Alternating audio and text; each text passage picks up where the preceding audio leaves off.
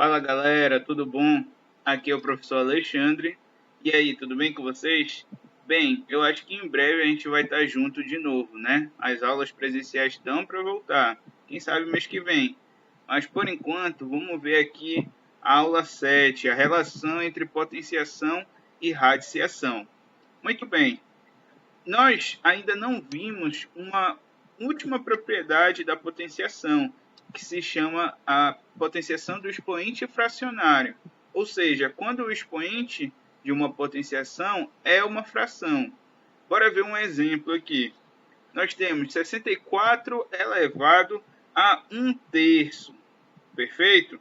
Aí, 64 elevado a 1/3, bom, a gente ainda não viu como é que faz. Então aí eu coloquei que eu não sei fazer, porque a gente ainda não viu, é verdade? A mesma coisa, 16 elevado a 1/4. Também não vimos ainda como é que faz, então coloquei um ponto de interrogação aí. Como é que eu vou fazer isso? Bem, para a gente resolver esse tipo de potenciação, é necessário transformá-la em uma radiciação. Lembra a radiciação? Aquilo que tem raiz, raiz quadrada, raiz cúbica, vocês já devem ter ouvido falar sobre isso, não é verdade? Então, a gente vai usar essa propriedade aqui, ó.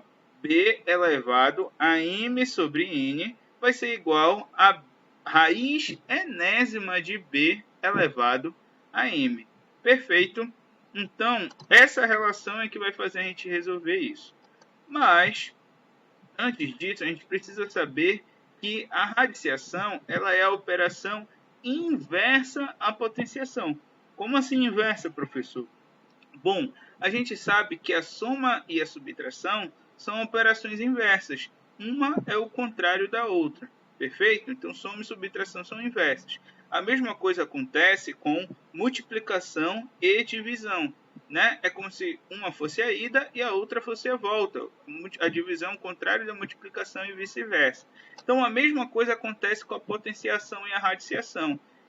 Nós temos também operações inversas aí. Perfeito?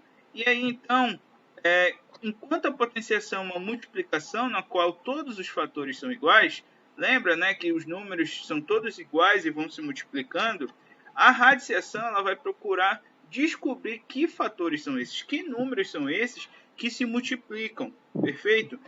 E aí, sabendo o resultado da multiplicação, então a gente vai fazer o inverso. Muito bem, bora ver aqui um exemplo. Nós temos aí uma potenciação, né? É como se fosse aí a forma geral da potenciação. Então, nós temos uma base B, não é isso? Aí em vermelho. Nós temos um expoente N, aí em azul. E nós temos uma potência A, em verde. Certo? Muito bem. Então, nós temos aí todos os elementos de uma potenciação. A gente vai ver que a potenciação tem uma relação muito parecida, uma relação muito forte com a radiciação. Então, vamos ver aí. Eu coloquei aqui o sinal de bicondicional. Isso significa que tanto da esquerda para a direita é possível, quanto da direita para a esquerda também é possível. Certo? Então, essa ida e essa volta são verdadeiras. Observa também que eu estou usando as mesmas letras nas mesmas cores, certo? O que tem de diferente aí? Essa casinha preta aí entre o N e o A. Qual é o nome dela? É o radical, tá certo? Na radiciação, nós vamos ter um radical, essa casinha aí. Então, dentro do radical, que é o A, nós vamos ter o quê? Nós vamos ter o radicando, certo? Dentro do radical vai ter o radicando. Observa que esse A é o mesmo A lá da potência, perfeito? Então, eles têm relação, são os mesmos valores. Muito bem, nós temos também o índice. O índice ele é muito importante para a radiciação, porque é ele que vai dizer quantas vezes a resposta vai se repetir, que a gente vai ver depois, certo? E esse índice está na mesma cor aqui do expoente, porque eles têm uma relação também, tá certo? São os mesmos valores. O expoente para potenciação e o índice para radiciação.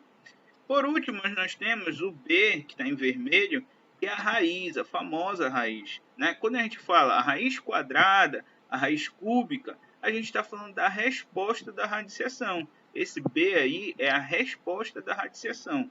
E ele tem a relação com a base lá da potenciação, certo? Então nós temos aí o B, o N e o A, que tem nomes diferentes, dependendo se for potenciação ou radiciação, tá certo? E mais o radical que só tem na radiciação. É como se uma fosse a ida e a outra fosse a volta. Certo, gente? Muito bem. Então vamos lá ver aqui alguns exemplos. Nós temos aí 5 elevado a 3 é igual a 125, certo? Porque 5 elevado a 3 é 5 vezes 5 vezes 5, que é igual a 125. Podemos reescrever como forma de radiciação. Raiz cúbica de 125 é igual a 5. O que é raiz cúbica, professor? A gente vai ver na próxima aula. Muito bem, então é como se a potenciação fosse a ida e a radiciação fosse a volta. Já que a potenciação deu 125, a radiciação tem que dar 5, certo? Observa que está nas mesmas cores aí, mantive as mesmas cores. Então, olha lá, 2 elevado a 5 é igual a 32. Isso significa que a raiz quinta de 32 é igual a 2. Perfeito? E, por último, 3 elevado a 4 é igual a 81. Logo, a raiz quarta de 81 é igual a 3. Tá certo? Uma por causa da outra. Elas têm relação. Por isso, a bicondicional aí no meio. Muito bem. Mas bora voltar lá para aquele exemplo inicial, né? Eu perguntei para vocês quanto era 64 elevado a 1 terço, 16 elevado a 1 quarto, e disse que eu preciso dessa propriedade que está aí, b elevado a m sobre n, que é igual a raiz enésima de b elevado a m. Como é que a gente usa isso? Vamos ver. Observa que, lembra que eu falei lá na aula, em março eu falei isso para vocês, imaginar que tivesse um sol aqui, né? E falar, quem está no sol vai para a sombra, quem está na sombra vai para o sol. Lembra disso? Perfeito? Vamos lá. Então, nós temos aqui 64 elevado a 1 terço, certo? Eu posso reescrever isso como sendo a raiz cúbica de 64 elevado a 1. O 1 aqui vai lá para dentro e esse 3 fica aqui fora. Perfeito? 64 elevado a 1, qualquer coisa elevado a 1 é ele mesmo, né? Então, isso daqui é a mesma coisa que raiz cúbica de 64.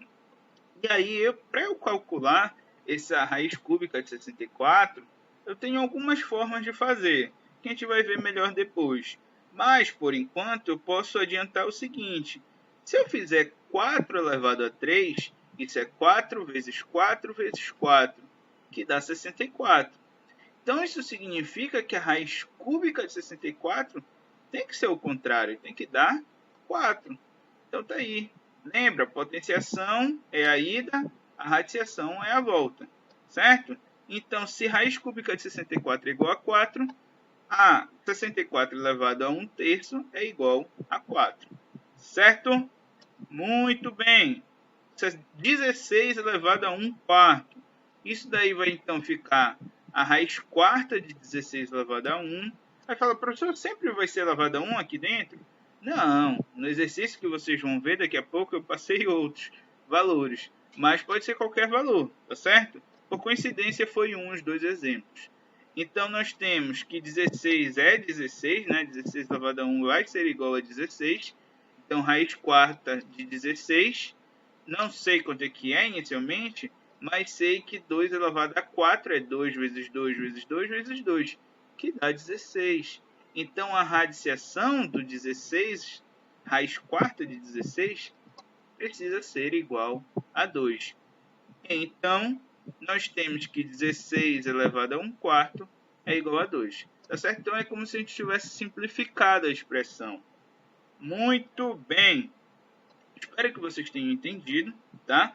Vou deixar aí com vocês esses exercícios. Vou ficar aqui ajudando vocês para quem tiver dúvidas. São só 5, né? Bem pouquinho comparado às outras vezes. Espero que vocês façam, tá bom? Logo as aulas vão voltar, as aulas presenciais. Então vamos fazer esses exercícios, tá certo? Façam para ganhar frequência. Então, até mais, gente. Falou!